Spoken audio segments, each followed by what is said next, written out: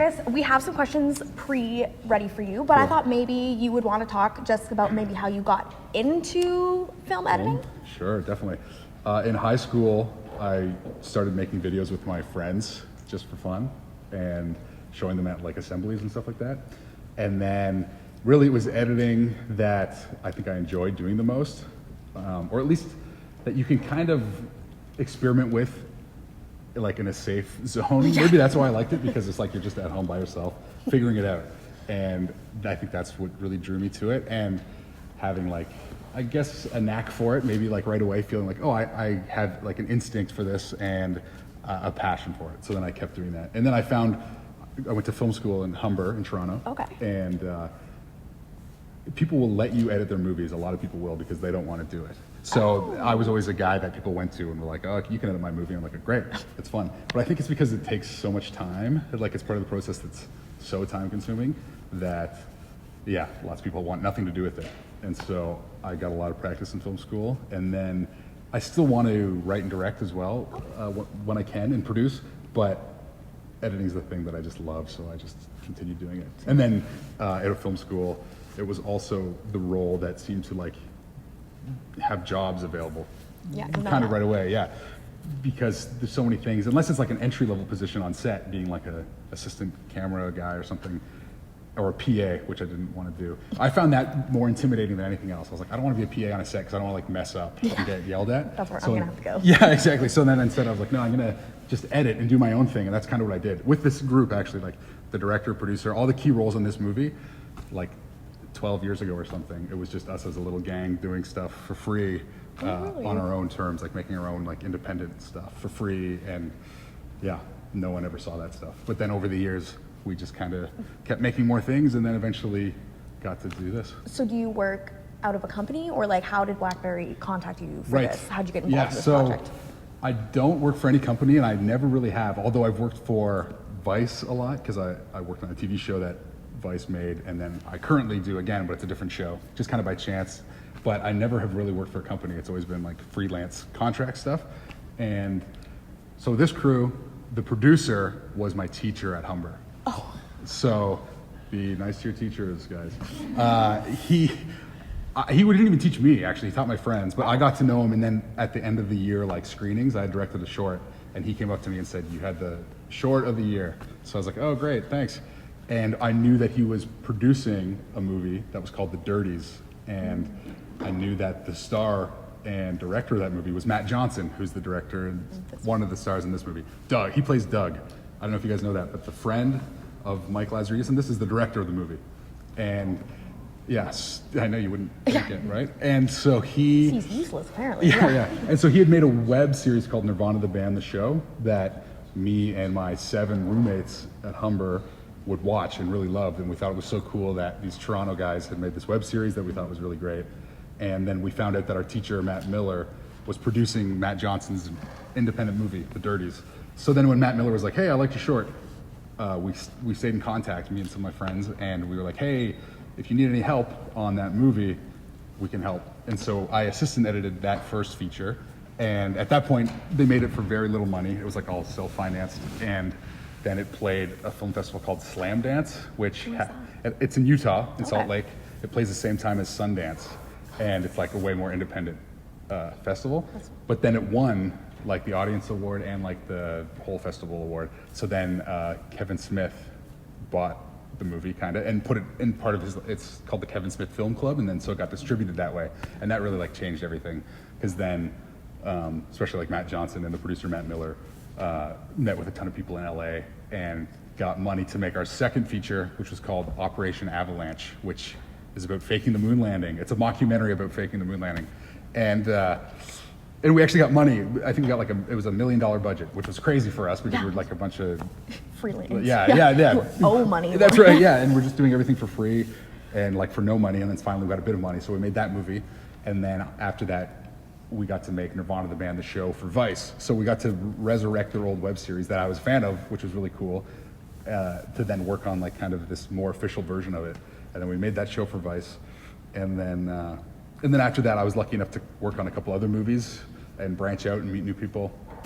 I edited a movie called The Kid Detective, which I'm really proud of, with the director's name's Evan Morgan, and he also was part of that original crew on the Dirties. So it was really cool, like a group of people that went branched out and kind of were doing their own thing, and we were all like working on each other's projects and kind of, you know, I guess getting to do more and more real things as we went along. And then eventually Matt Johnson and Matt Miller were hired to, I think, write the script maybe originally for Blackberry.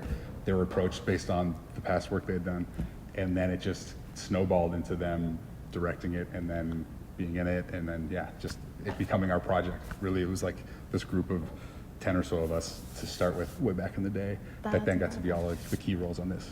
So see, film club people, we stick together and That's we will right. all make a movie all together one day, everybody. It's so important to have collaborators and do it together, because you need the help. For sure. So we have a couple questions here, if I can find them. They're gonna make me scroll through this again. There's the people that work at Blackberry here. Did I hear that? Is that real? Who works at Blackberry here? Oh yeah. Whoa. Okay. How much of that do you know was not real? We just joined it. We are doing a Okay, it was all real. I believe after 2013, when Mike and they just resigned, so John Chen, currently they are not into hardware, they're into software business. So That's right. Completely different. Yeah. Definitely a shot of a Blackberry top shot. That was relatable. That's we see every day whenever we get out from. Right. So that was we work here. Yeah. Which I think even like we have it happening in 2013 or whatever, but I don't think that sign was necessarily there at that point. It's newer, but I think it was newer past then. Like I don't know when the name change happened, but maybe it was then. I have no idea, but definitely I've been my manager, she's there from last 20 years, so they have seen the transition from the big Blackberry to software industry now. Right. So I've sometimes get chance to understand. So she's like, it was a big deal important to everybody was just talking about RIM. Oh yeah. So one of the questions we have is how much input/direction do you get from the director while putting together a film? And then what, in your opinion, makes a good director? Whoa. So I think it varies based on the project and the director. With this movie in particular, because I've been working with the director for years and years, he really lets me do my own thing for a long time, which is awesome. So I think we share a lot of the same taste, and that's why we also are a good team. But of course, we bring something new to the table, each of us, which is also good. But he'll let me like look at stuff and edit it and do my own first pass on it, and often just like what I think feels right, without even knowing most of the time what the intention was with the footage. So when you're given the footage, is it kind of okay, we want this part of dialogue to come from this shot, or do you get to kind of pick and go through? Usually I get a pick, Really? Yeah, and they shoot everything. Like, I worked on some movies, and I think usually a lot of the time they'll shoot some parts, and it's like, okay, this isn't a close-up, and we know like this is the this is the moment we want. close-up. Yeah, but oftentimes too, they just cover every line from every angle, and it's like, here it all is, so figure it out. But I also was very lucky on Blackberry that I was finishing up on a TV show when they started shooting. Actually, the whole time they were shooting. And so I didn't jump on to editing until they wrapped filming. And that whole time I had two editors doing assembly edits of the whole movie, named Carly Williams and Manny Hussey, and they're really great. And they had the crazy task and I think they're way better at it than what I would have been, which is being like, here's the footage from the day, edited in a day. Oh, so it's continual as it goes? That's how we did it, so that we could, by the end of shooting, we had like a 3.5 hour cut of the movie, but it was like so rough, you know? Right, yeah. And I would say just, not a ton of like edits survived that first cut, but it did such a great job of showing us what we had, and we were able to make really big decisions right away, where usually in our little group, we wouldn't be able to until way further down the line, because I would kind of go in and meticulously like edit every scene that was shot. But now we had the whole thing, and we're like, you know what? This whole character of Jim's wife that you didn't see in the movie was taken out of the movie like right away, because we just realized we didn't do that character like justice with their role and like how they contributed to the story. So we made some big decisions early that probably saved us a lot of work down the line. But even with an assembly edit of the whole movie, we still took 6 or 7 months to edit it. So that's how long. There's just so many different, you'd like keep going over scenes, changing things, swapping out performances, taking things out entirely, putting them back in. Like the opening with Jim's boss for a while we thought that that's like the worst part of the movie. That's how a lot of us feel, is that it like kind of looks the cheapest and it's kind of slow and takes a while to like feel the tone of the movie. And so for a while we took a bunch of it out, but then it really, we felt like robbed a bit of Jim's backstory. And I think you could criticize the movie already for not really like fully like showing them as like fleshed out characters outside of work.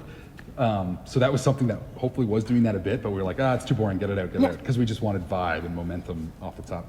But then really close to locking the movie, we were like, maybe we should put it back in. We'll just throw it back. Yeah, and so we did, and that was a crazy thing too, because it's these huge major decisions.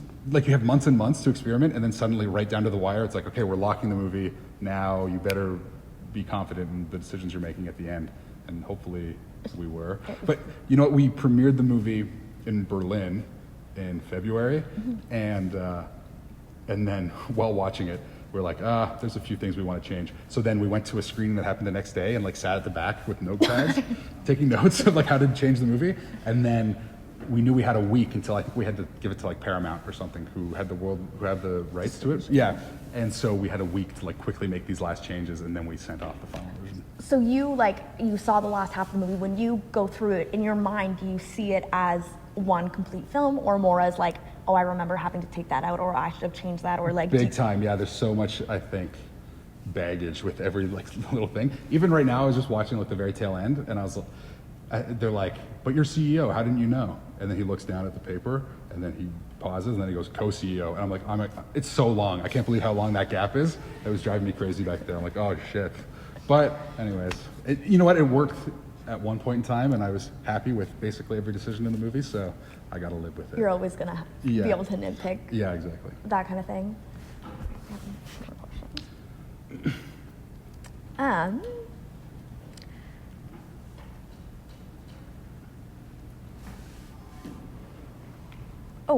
So in Blackberry, it was written by both of the Matts? Yeah, exactly. Okay. Matt Johnson, the director, and the producer, Matt Miller. Because our question was how involved are writers in the actual filming and like editing process? Right. Yeah. Again, I think that changes with different movies. With this one, obviously, it's huge. It's like the writers continue to be two of the obviously main, people on the movie the whole way through. Mm-hmm. But sometimes a writer does it and then they might not be involved like at all during the shooting and even the editing of the movie, I think. And they just have to see what it turned out to be at the end. I'm sure some writers that have a bit more pull, like can be able to give input along the way. And I think a lot of people also would value that input that the writers could give. But of course, there's like a saying, which is a film has 3 lives or something, which is like script, and then when you're actually shooting it, and then when you're cutting it. And so I think sometimes it's good to forget about what the intention was in the script and focus on what you have. Yeah, exactly. And even something I thought about, talking about what's real or not with this story, is I somewhat intentionally didn't read the book that it's based on, because I didn't want that to inform my decisions too much, which sucks when you think about it as something that's supposed to be like documenting real events. But I wanted to like present the most, compelling, entertaining story. So we threw some facts out the window. It's definitely a very stylized film as far as that. Where do you think a lot of the inspiration, like compositionally? Like shooting it wise? A ton of it with these, what we wanted. A lot of our movies in the past have been presented as though they're real. They're like fake documentaries. And oftentimes it's only like the couple main characters that even know they're in a movie. Like we'll go out in the real world and shoot with real people. Like Borat. And which is crazy, and you can get away with it like legally, which is nuts. Yeah. But we got a fair use lawyer that says if you go out in public, you can be expected to be filmed. And that's it.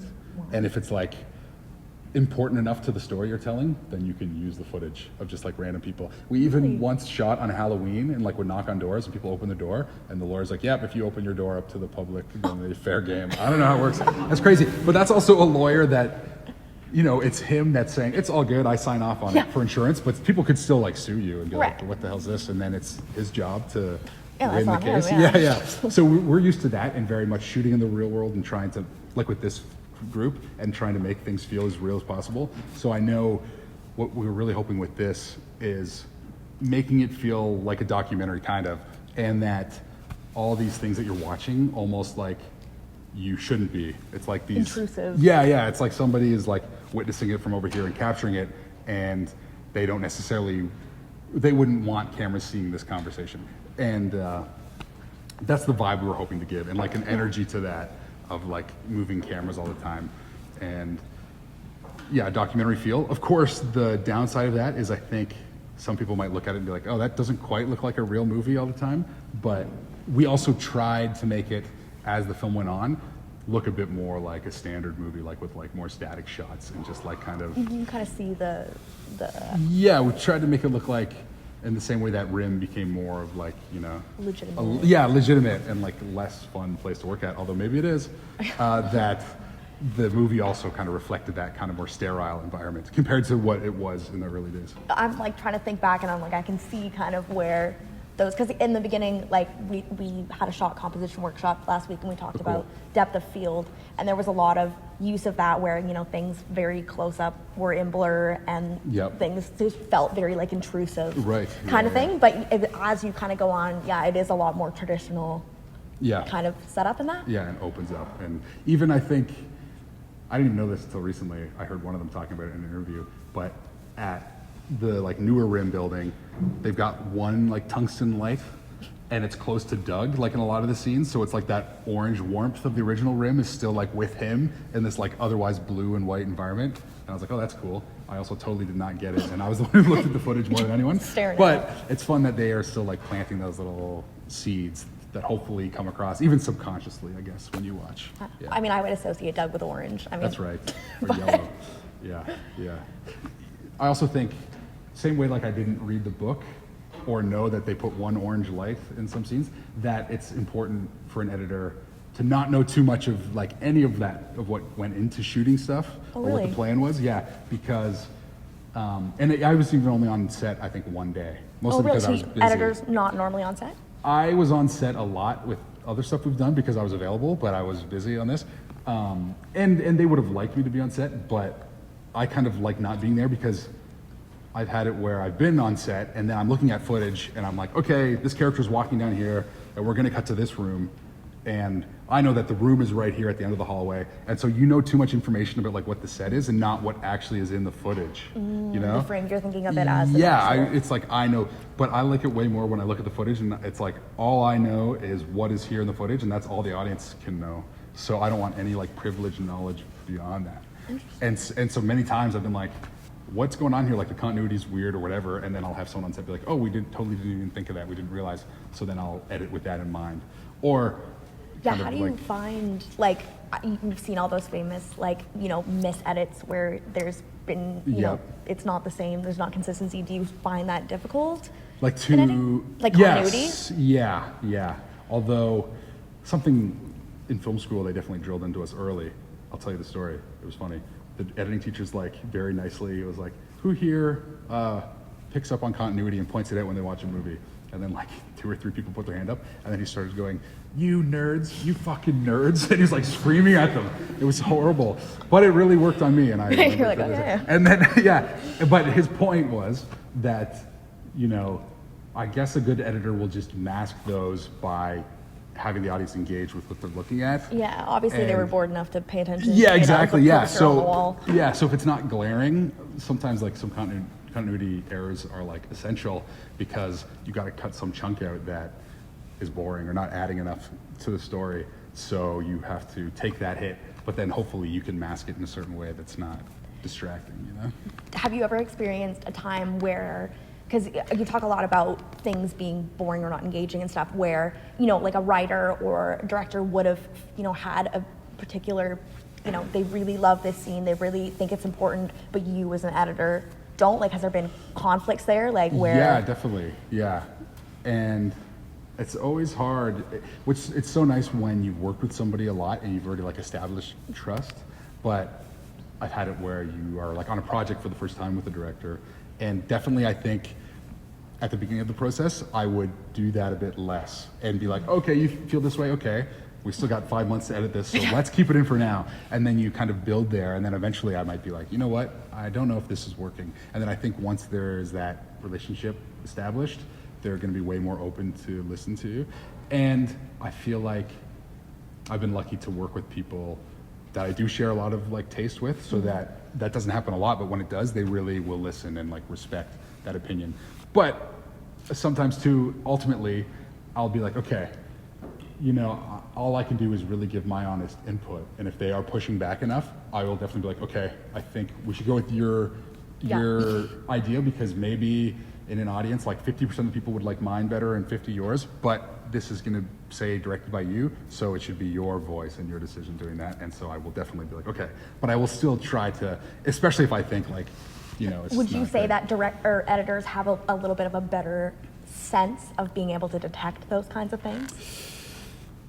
Yeah, maybe because that's what we're always doing, but maybe what the directors bring to the table and their ability not to in their own work is like what makes it their voice, you know? Yeah, and so also true. maybe like sometimes it's good to detect those things, but sometimes maybe those kind of like, you know, rougher around the edges moments is what like lends a certain charm or something. So It gives it its own kind of yeah, flavors, exactly. right? Yeah. What would you give, like, editing is more difficult for us software-wise and time-wise and stuff. What are like the main things to focus on, like when you were doing short films and stuff in high school and stuff? Like, what do you think, what are the small things that we can do to make our editing better?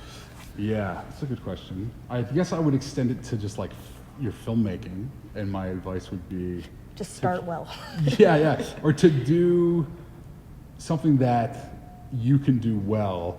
Don't try to do something that is like out of reach and like, you know, mimic something that you just don't have the resources for at this stage. Like for us with our first feature, or their first feature, I was assistant editor, but they made a movie about 2 high school students, and it was a mockumentary, so they could shoot it on these shitty little cameras, but it was like, that was the movie though. So that footage, all of the weaknesses, which is like, we're kids and we only have access to a high school and blah, blah, blah. We're like, how do we make our weaknesses into strengths and do something that like people with a bunch of money might not even be able to pull off in the same way, because Right. What's they're not unique about it. Yeah, exactly, and they're not young and they don't know that world. And that's the other thing, it's like speak, like write what you know, but speak of your own experiences and do something that the value that you have is that it's like your work, you know? It's not really the things you know yet. It's not the skills that you've acquired, it's just like your instincts and your taste, you know? And for editing specifically, I would say, it's funny that you brought up continuity, because do you guys know the movie The Room? The really shitty one? Oh. Like, you know Tommy Wiseau? Yeah, okay. So that's like famously like one of the worst movies ever. And I was watching a scene from it the other day, and some of the editing is like so insane. You'd watch it and you're like, you can't believe what's happening. But then I realized it was someone that I think was like cutting solely for continuity, because there's a conversation happening and they cut at a random time, but it's just because like a hand was in the air at that moment. I'm like, oh, so they're using continuity to dictate their edits, which is crazy.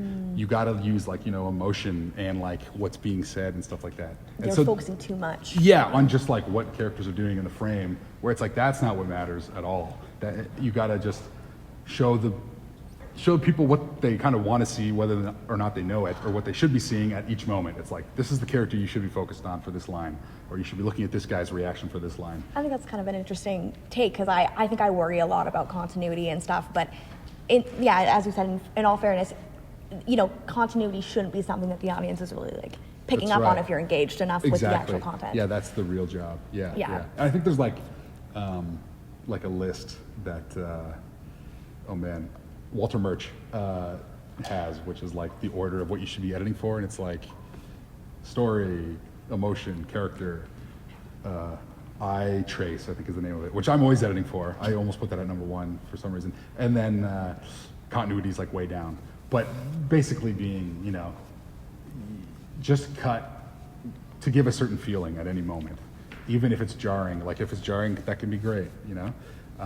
But so often I think I'm also editing, like if there was like a hand in the air or something, I would probably just wait until the line is finished that, you know, I want to be seen on camera, and then you cut to the reaction after that. Like I would wait for the arm to go down before I cut away, probably, instead of like cutting mid-motion. Yeah. So what do you think, what is the most time-consuming part? Is it going through all the footage? Is it like like what's kind of the steps you go through when Yeah. you Edit. I love to watch like every frame when I can, for sure. You know, that some editors will do what I did on Blackberry all the time, I think, and like often have people go through and be like, here's a first cut. Or they'll be looking at like circled takes from the script, which says they really, on the day, they love the last 2 takes. But I also think that that is not really something to go off of. I almost never look at like continuity notes, which is funny, and I wouldn't ever want to actually tell. I hope that the guy's not watching who did. Actually, no continuity. We'll edit that out. No, the continuity notes were great. They were amazing. But they're great. They're a great starting point. But so often, people might think like on the day that like the take number 2 was bad for some reason because someone's, didn't perform correctly. But maybe in the edit, like 3 months down the line, the intention of what the scene was like gets flipped before it, and then suddenly that's like perfect now for this character to act a certain way. And so I think it's so important off the bat to watch everything and then kind of store it away in the back of your head, because that happens all the time as well. You make all these decisions in the early part of the process, and then down the line you're like, oh wait, somebody said something or did something. you're like, wait a minute. Yeah, and then you go back and you find that take and you throw it in. But I guess the most time consuming is watching the footage initially, but then it is just like constantly experimenting and reworking things over and over and over. So when multiple takes are taken, am I like, if I'm directing, am I running through the exact same take multiple times from different camera angles? Like, what is it about different takes? Like, are you changing something every time? Like, Often, yeah. The director will, give the actors some direction about how to change the performance, or maybe they'll change the blocking, like of where the characters are walking around, or they'll tell the camera to do something differently. But from one take to the next, often it is just performance that changes, like on other movies I've done and more kind of normal movies. But this one, like, things could be hugely different from one take to the next because there's tons of improv, especially like in the early Rim stuff with like Matt Johnson and those guys. oh, it's There's like a lot of like improv and so every take, could be different. Someone says something or does something that kind of has a domino effect on the rest of the take. and also see the most like interesting ones to watch because it's Right, yeah. And that's what we really strive for as well, is like a feeling of realism, because that's another thing that will like kill you as a filmmaker that's starting out, is like bad acting in something, that really is like the kiss of death, sadly, because that is so hard to get right early on. you can't really edit that. Right, yeah, exactly. But that's another reason why we did what we did, where we're like, let's make a fake documentary, and then the bad acting can still look good because it's just like, they're supposed to be real people being goofy and funny and crazy, and then just like talking normal would be okay. Yeah. It's like I always find it interesting that in The Office, Toby Flenderson was originally, he's not an actor, Right. and so his terrible acting is just because he is just genuinely Not not an an actor, actor. right. But it works in the context of character, exactly, yeah. It feels very real. So he has a very realistic character because he's Just him. just being I a bad know. actor. I know. Yeah, it works great. And it's been cool too to see Matt Johnson like go from that, which is like just playing himself, which he still kind of does. That's like basically the exact same character he's done and everything. But it's been fun to see that thrown into a movie like this, that otherwise is kind of like real actors and like a real environment. And I think that was something we were worried about, was still having our like unique vibe and tone in this movie. We didn't know if that was going to get like washed out for just kind of a more stereotypical film. Yeah, we had a question. Larry? Yeah. Hey Curtis, congrats on the movie, loved it. Thank you. I just got a question. So it's funny that you mentioned The Office, actually. So I noticed the camera movement was kind of like zoom in, zoom out, Yep. panning. I love it. I just think if I was sitting in your chair as an editor, I would freak out and my OCD would kick in. Like I would need some stable shots here, Right. handheld, right, shaky. Yeah. Did you ever experience that? Was there any pushback with the director who had that vision of this, like sitting inside the office, peering through the different objects and the shaky movement, heading? Yeah. How was the whole process of that? Well, yeah, really it is the director and the director of photography's thing that they've done the most in their whole career. Like that really is their style. And it was a big question whether or not we should do it on this movie. And ultimately, I feel like part of it is that is how they make stuff, and that's what they're like good at. And so I think it was way more daunting to like switch it up for this. Cutting, it's not just like performance anymore, that you cut at any time during a static shot. It's like, oh no, I gotta wait for them to finish the line and then finish the zoom and then land on something. But something else that I think shooting like this does for a movie, which as an editor is really great, is lots of happy like accidents where they might be shooting something and then they realize like, oh look, and an extra is like making the perfect reaction over here, and then we're gonna come, oh look, let's put this like object into focus, and then I can look at that and be like, oh wow, this whole shot like tells the story perfectly that we need to tell in the next 10 seconds, instead of cutting around to all these other shot like inserts of it. And then I think it gives a feeling of it being like more real, and that you, whether or not you realize it, you feel like, oh, these people like know what they're doing and they really plan this so out. purposeful. Yeah, where oftentimes it's not. It's just like we shot it 20 times and then they happen to get it just right. So I think we do things a bit backwards sometimes, where a real movie would plan all that out perfectly and be like, this is what this scene will be, or this shot that's going to start here and then show this and this. And sometimes they don't always like take the time to plan that out. Instead, they just are like, let's throw everything in there that we need to capture and then shoot it a bunch, and then hopefully they catch it. And then maybe what that also does is like gives a little special feeling of like magic to it, which is, oh, how did that even like happen? Like that, you know, feels so organic compared to being, so rigid and contrived. But Have you ever been in a position where there is a scene or something and you change something and there like you just don't have a good take? You have to kind of improvise. Do you ever go back and reshoot something? Like, yes, yeah. Oh, okay. Well, you know what? So that happens a lot, where like you just didn't get the thing, especially with shooting like this because of crazy stuff. Sometimes you just don't get it. And actually, I'll be very vague with what I'm going to say here, to not throw anyone under the bus. But there's a scene where people didn't communicate so well, and so like basically an actor was not on the camera that everyone thought they were, and like the scene ended, and basically just did not have coverage of like a key character in a scene. So that was bad.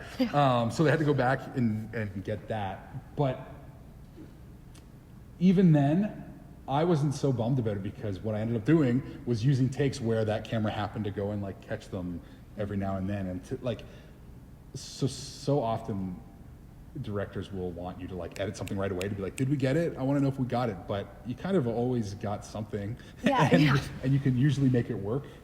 And so often the plan that they want to know, like, did it work the way we planned? Probably, but also probably we won't use it like that in the movie. Yeah. So I think people want like reassurance right away. They're like, we got it. Yeah, when you realize that usually the plan isn't always what you want to go with. And in this movie especially, Matt Johnson likes to make a joke that I used every take where he screwed up and looks like an idiot, because so often it's a line or a moment that happened that wasn't planned and it was almost like a mistake, but then I'm like, I'm using that because that's funny or that's the magic or whatever. And so if they were like so desperately trying to nail something on the day, it's like, wow, we didn't use that anyways. Yeah. Were there any movies you'd say that influenced you on editing Blackberry? Yeah, I think The Big Short was one, and it's kind of shot similarly. Obviously way better, they did it way better. Other movies, again, like documentaries, I think. Yeah, I know like Succession is shot that way. Yep, yeah, very Succession as well, yeah. But really a lot of it came from, and this is funny, and I never know how much to like, I guess it's cool to say, but I wish I was more of a cinephile than I am, because I really am not. And compared to like people I went to film school with, it was so daunting, like intimidating coming in and everyone's like, I've seen every movie ever made. I'm like, oh wow, good for you. But maybe there's something cool about kind of figuring things out in your own way and like your own language, and especially with this group of filmmakers, like us just kind of doing our own thing and figuring it out as we went and kind of landing on a style that we liked, and then sticking with it. But yeah, anyway, I do watch movies, but yeah. Some good ones. Yeah. You said you're interested in like doing writing, directing though? Yep. Do you think that any connections that you made like while you were editing for people, just like for fun, for free, whatever, are like helping you towards reaching that goal? Yeah, you know what? So Nirvana the band, the show, that Vice series, I was one of the writers on, and that was because of working with these guys, and then I became a writer on that. And I think if I did have like, okay, I want to make this movie, I'm gonna write this script, I think that there are enough people that I know now that would be like, okay, great, let's like make it happen. But my thing definitely is, I'm lucky enough that I'm staying busy editing, so it's very hard to like always be doing a project. Like it's hard to, especially now, like with a certain momentum, it would be, I think, tricky for me to be like, okay, I'm just gonna turn everything down and then like start writing instead. So I feel like that is something that is like a decision that people would need to make at some point, you know, when you're going down a certain path doing one role. But I also feel like I need whatever that idea is to hit me hard enough to be like, this is the thing I should do. Although I know like a huge piece of advice is that sometimes might just never come, so you also just have to do something and start, you know? But yeah, I do think that making connections in any way, on any role, will ultimately help you, because that's for sure like why I'm at where I'm at, is from meeting people and getting along with them and like being hopefully easy to work with. And then, you know, everyone always has to like find a crew and like gather their team. So as soon as you meet some people, they're definitely going to keep doing stuff and needing help. And I found that that's the key, is just getting in the door with tons of people, and then, you know, not being shitty to work with. Yeah. Fair enough. Yeah. How do you? Oh, go ahead. Yeah. I need to talk about like what is your workflow when it comes to color grading? Because like how do you decide when do you need to color grade or like keep it like natural as the raw colors? Yep. Yeah. So I want to know what's your workflow with it. Yeah. Well, we early on, like the DP kind of set like a basic LUT for the whole movie, or I think maybe we had like a few that we worked with where like if it was an exterior or an interior or whatever, then we would apply that kind of basic like color grade on it. And so that's what I always had when I was editing the movie, was this like very standard look that kind of worked on all of it. But then I would also tweak stuff, like roughly, I edited in Premiere, and I would, you know, switch shots up, especially if I felt like it needed it for the story. If I was like, oh, you know what, it doesn't feel like dark enough to be nighttime here, I'm gonna do that. Rarely I would do it like for creative reasons, but we would have, you know, kind of look of the movie by the end of the edit process, but then they definitely still did a ton afterwards, like in post color. Yeah. Okay, one more question. Yeah. So when it comes to the cinematography and editing, like there are people, different people. The cinematographer may think like a particular scene needs like the shake and everything, the movement. As an editor, you may be thinking of doing it way better. When doing the editing, will you be like discussing like, is it like both of you doing it? Because he will be having the composition, he will be having the movement of camera and everything, but we can totally change everything in editing. So how did both of them goes like? Yeah, I think I've been lucky at least to work with people that aren't too precious, or that the director is like, don't listen to them and keep them away from like the editing process. But I think a lot of them realize and recognize that they can't bring their own like baggage to it. That just because they think that a shot looks good or whatever, maybe isn't the best for the story. I know in this movie, Jared one day was like, where's my wide shot in Bell Atlantic or something? I'm like, I don't even know what you're talking about, man. I think our joke was like, you can still use it in your reel. You can put it in your reel, it's gonna look beautiful. But that, yeah, you can't get bogged down or like worried about that. And then instead, because the plan was, let's use this wide shot, and it was a very nice shot, but it was gonna open the scene that way. But again, that's like such a like default first decision like anyone would make, which is like, well, okay, let's start with a wide shot, and then we're gonna go wherever. Yeah, and so instead, the way that we open the scene that he's talking about is on a close-up of, I think, Mike. It's when Mike's pitching the trackpad, and I think it starts on Mike and like goes over to Doug, and then it shows all the people. And again, it's this cool way of being like, okay, here's who's in the room, and they're here too, and oh wow, and it, you know, you're building the information that you're telling the audience all within this one shot, instead of just being like, here's a wide shot, and like try to figure out what's important. And Here's everybody in the room. yeah, exactly. And it's like, then you're almost being like, oh look, this room's important, and look at the set deck, at the same time as you're looking at characters. And okay, like I feel like sometimes a shot like that, I'm actually a bit of a wide shot hater because it's like, what am I focused on here? Besides, you're kind of telling me like, here's how you start a scene. There it is. Okay, I'm looking around the whole room. I don't know what's like important yet. You're just telling me we're in a room, but you're also doing that when you use the shot where it's like showing people and like showing you what's kind of the story is. You know, that's not to say wide shots aren't good sometimes, but yeah, They can be overused. yeah, There's like a few montages in the movie with like stock footage and Yeah. sets of music that kind of like put you in that time period. Yeah, yeah. Do you remember what the process was for making those? yes. Did you make those? I made those. Yeah, yeah. But you know what? Matt Johnson also helped me a lot with those too. Like a lot of like finding the clips and like being like, this is what should be in there. So I guess, are you thinking mostly like, there's like the main credit sequence, the opening credits, right? With lots of like old pop culture stuff. And for that, we wanted to like set the world, you know, of the story, which I haven't seen Air yet. Look at me, not watching movies. Now everyone knows. But have you guys seen Air, like the Ben Affleck movie? Okay, I'm not the only one. Have you? I heard it has a very similar opening to ours, which always makes me sad. Yeah. No. Yeah, I know. But I'm always like bummed. Where I'm like, oh, I guess that's like one of the first kind of like decisions you could make, which is like, let's start this movie in the 90s with this like montage. Actually, I'll quick say this because I think it's funny. We made the movie Operation Avalanche, which was about faking the moon landing. And our ending of our movie is CCR, Fortunate Son starts playing that song. And then it's footage of the astronauts after they landed doing a parade, like Apollo. And so we thought it was awesome. And then a movie, we finished the movie, it was gonna play South by Southwest or something, and then we found out a movie called Moonwalkers was playing South by Southwest that same festival, and we're like, oh shit. And then we were waiting for it to come out to see what happens. So we like downloaded it as soon as we could.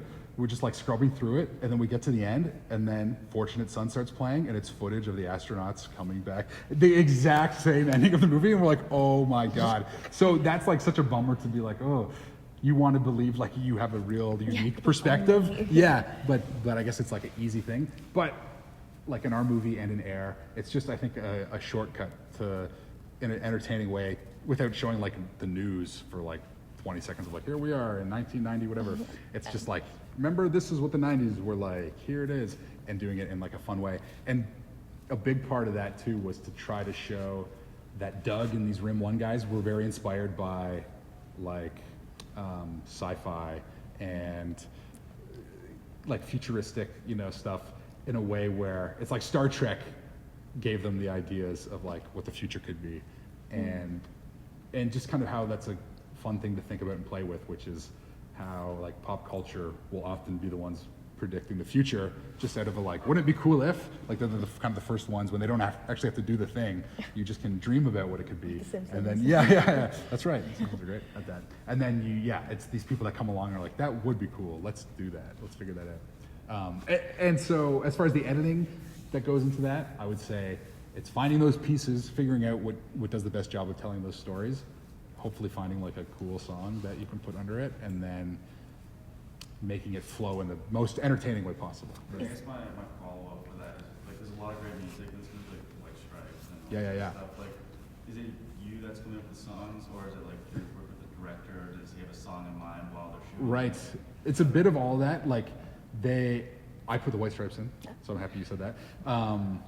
But they always wanted that ending song. It's called Waterloo Sunset by the Kinks. It cost $500,000 or something fucking insane. Yeah. And so we made like a TV series of this. I don't know if you guys know that. That's going to be airing this month on CBC. It's a 3-part miniseries.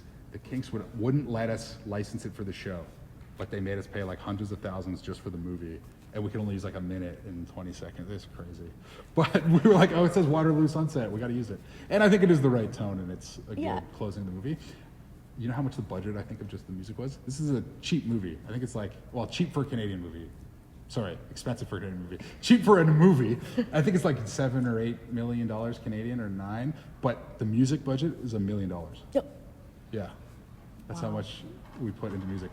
But it's so important. It's such a shortcut to like tricking you into thinking like this is a good movie.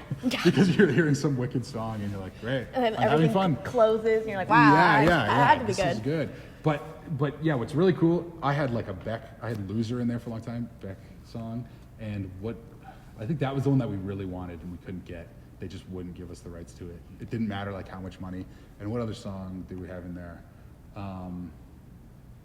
Shit, I want to remember because they also said no way. Shit, I can't remember. Damn. Morrissey is the singer. Does anyone know who that band is? Smiths? Yes. Well, yeah. What's one of their big songs? There's a light that never goes out. Okay, keep going, keep going. Charming Man. Yes, was in there. That's what Jim was listening to when he drove into RIM for the first time, and they like would not let us use it. It didn't matter how much money. I think they were like, I don't know, they were precious about it. But it was so cool because we knew we had a lot of money for music, and we could kind of try anything we wanted, and it was such a crazy position to be in because it really was just like, will these people say yes and let us use their song or not? It really wasn't like a budget limitation, which is crazy. How much money can we throw? Yeah, exactly. Yeah, I know. It's nuts. It's so crazy. As far as the stock footage, Yeah. like how did you like think of specific pop culture moments and go back and try to find, or is there like a database of like footage for 90s pop culture, or like It was what? totally me like on YouTube, like searching like top 10 moments of the 90s, like over and over and trying to find something. And then how do you like, when you found that, do you you know? No, I just download it and like cut it into the movie, and then we would have like an archivist that would then be like, actually, maybe there's a better version of that, or oftentimes no, like that's what you're going to use. So much of the stuff that's in the movie is just stuff that I ripped off of YouTube, and then it makes it into the movie at whatever quality We can can find do it that. in. But you know what? Yeah. But you know what else we did is we shot a bunch of stuff like off really? of TVs, off monitors, because that always kind of smooths out. It like gives the vibe of it being old and like takes some of the like nasty quality down a bit. And so that's what we did a lot. But there was no. It's funny. I mean, the archivist was great, but sometimes it's just faster and easier to search for the thing you want than be like, I'm going to put a request in for something, and then like you hear back eventually, and like it's not quite what you wanted, and it just adds like another step to it. But they were great with the tons of other shit, like all the Blackberry news, and then which I don't even know if that much is in this. It's going to be in the TV show, but they were great with that stuff. But lots of the pop culture clips was just easiest for us to do. And I'll say it is crazy on a movie like this, even though like 9 million sounds like a lot for a movie. There were so many moments when it's like just me and like one of my friends in a room being like, okay, we got to figure out what is going to be here and like make some decision, and you feel like you got like no support and you just got to figure it out because it's like some cut is due the next day. But then you go from that to then like you show up on set and there's like tons of people there and so much money being spent. So it's this weird kind of like Flip-flop. both things that you experience. Yeah. Let's do this question up there.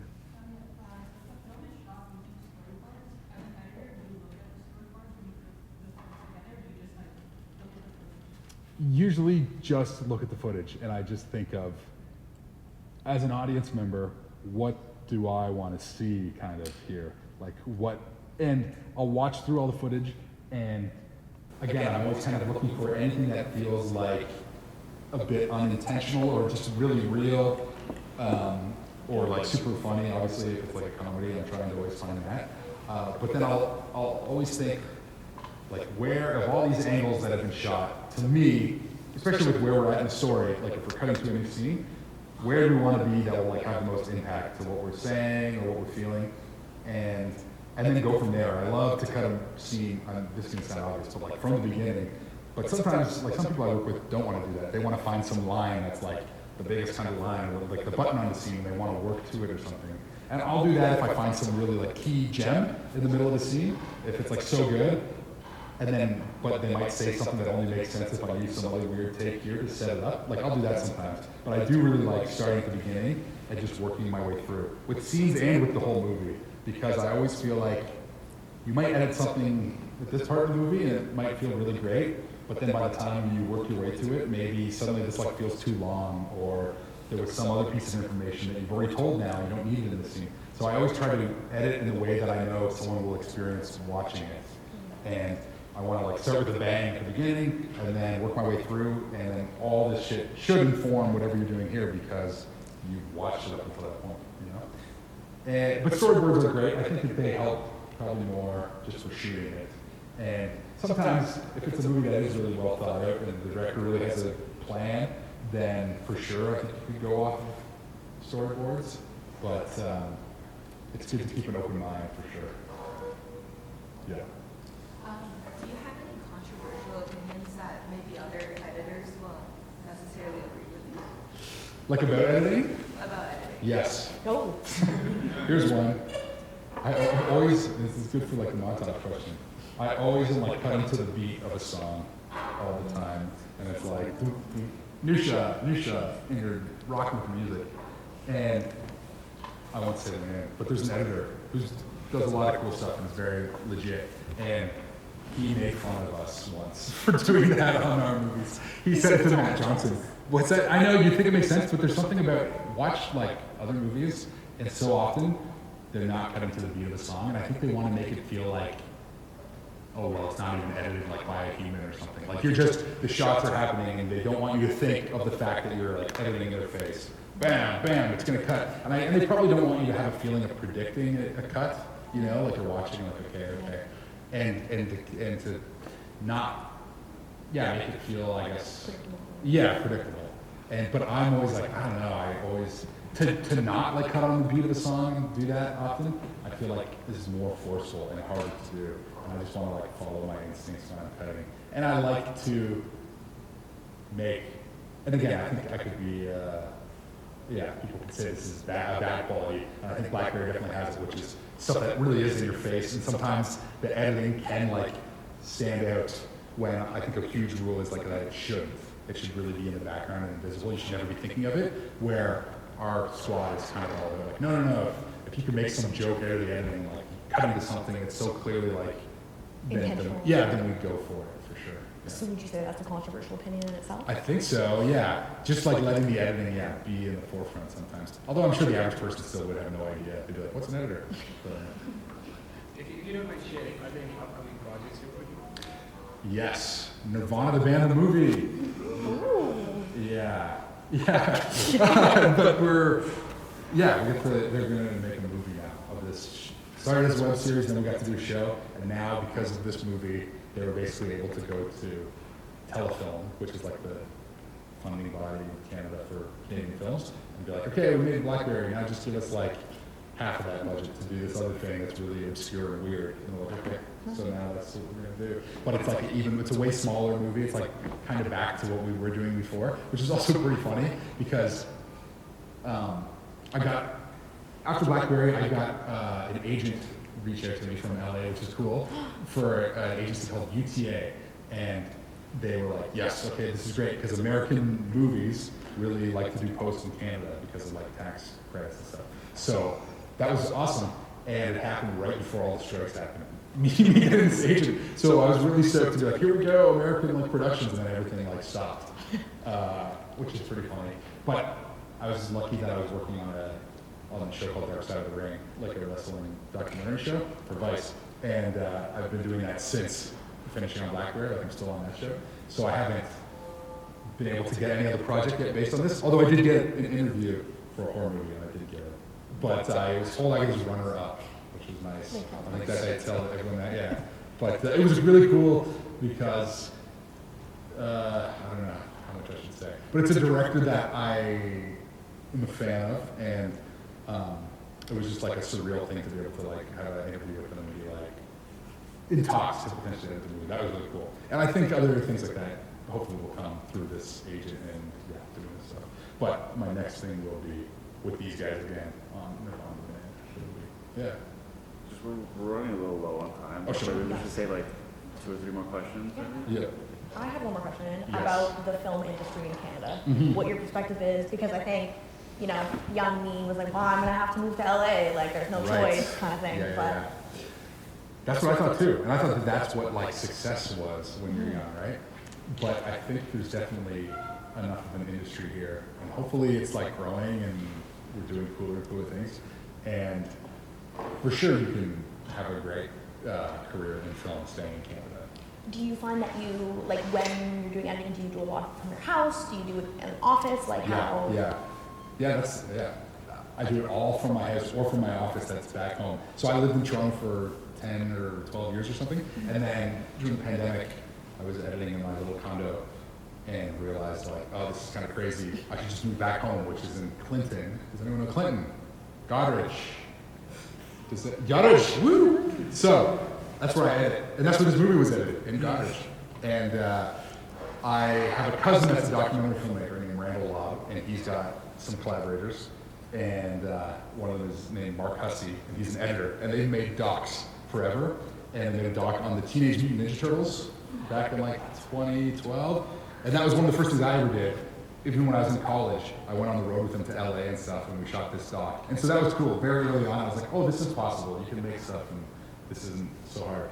And they took this old train station in Goddard and converted it to a post-production office. And so during the pandemic, my cousin's like, why are you still in Toronto? Just come back home and edit here, because you can edit remotely. And then I did, and I was like, let's see how long this could last, editing back in my little hometown.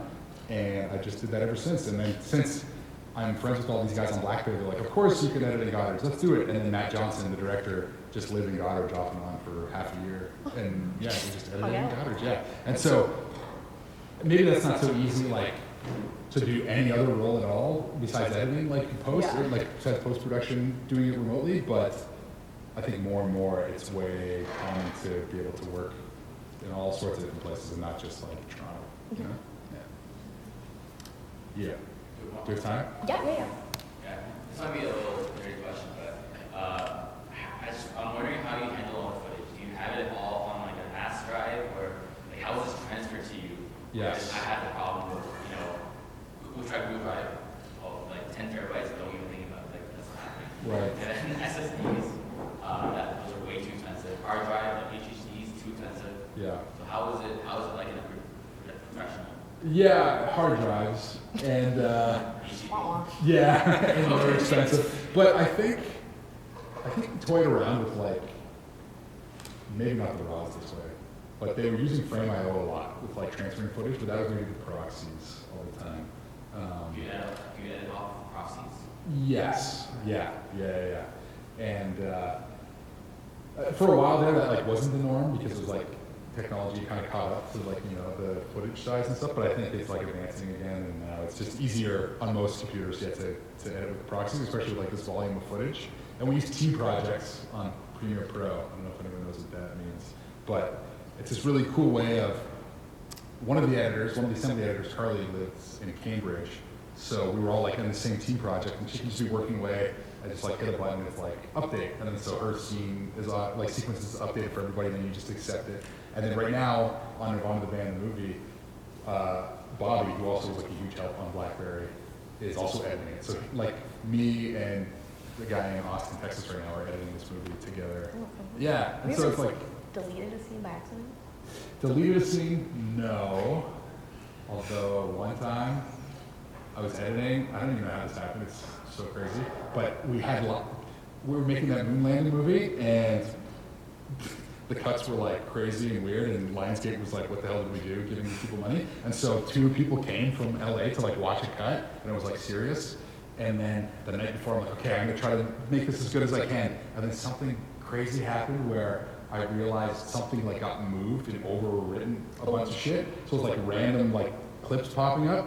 And I don't know how it happened, but there wasn't autosaves from like that whole day. So I spent the whole night just trying to restore it to normal instead of being able to like fix it. And it was awful. Like it was awful. It was the worst night of my life. I kept making, these are not appropriate jokes, never mind.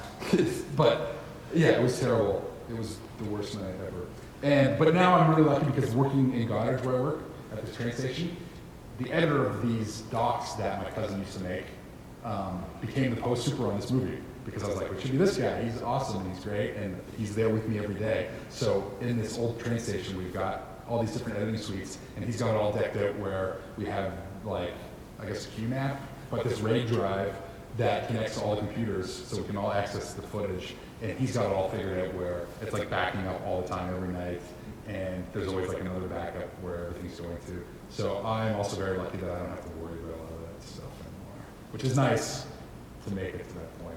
Because I actually don't think I'm like super technical anyway, so it's cool to like kind of fake it for as long as you need to, and then other people come in and it's their job. Like, yeah, you do it, yeah.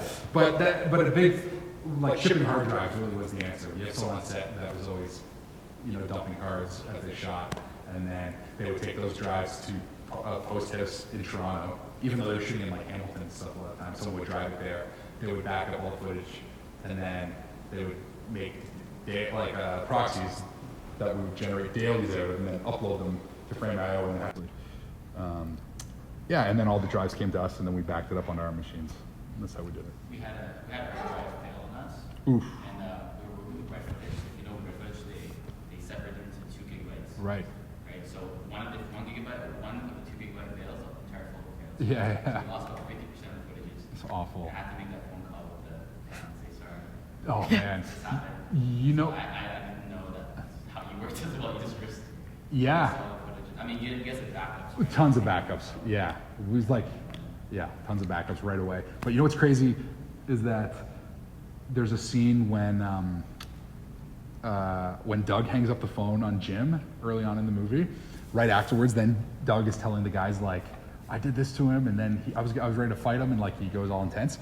There was one card that was corrupted when they shot that, but everyone on the set, it was like early in the shoot too, that apparently everyone was like, oh, this is funny, this is great, like we've got it, we're onto something here, and then that card was corrupted, so like, oh Jesus. So they sent it off to some like specialty place in the States to try to recover this one card, and then I think they found out it was gonna be like 25 grand or more to fix this card, and then at first we're all like, oh, that's crazy, but then our friend, the producer Matt Miller, was like, wait, how much does like a day of shooting cost? The whole point here is like those shots are like priceless. They cost so much money. Of course, we should spend all this money if it's something that we're pretty sure is going to end up in the movie. And I don't think it ended up in the movie, but I think it did end up on the TV series that's going to be out this month. Well, on CBC. thank you so much. Thank you. And we have a little gift on behalf of the Film Club for you. Oh, amazing. Thank you. Yeah. It's a Blackberry? Yeah. We got it for free. Oh, it's Waterloo. Thank you. Yeah. Hey, wicked. Thank you. Yeah. Can I give a round of applause? Yes, thank you. Thank you. That's so nice of you guys. I appreciate it. All right. Thank you, everyone, for coming and everything. And yeah, Film Club meeting will be next Thursday. We are watching The Fantastic Mr. Fox.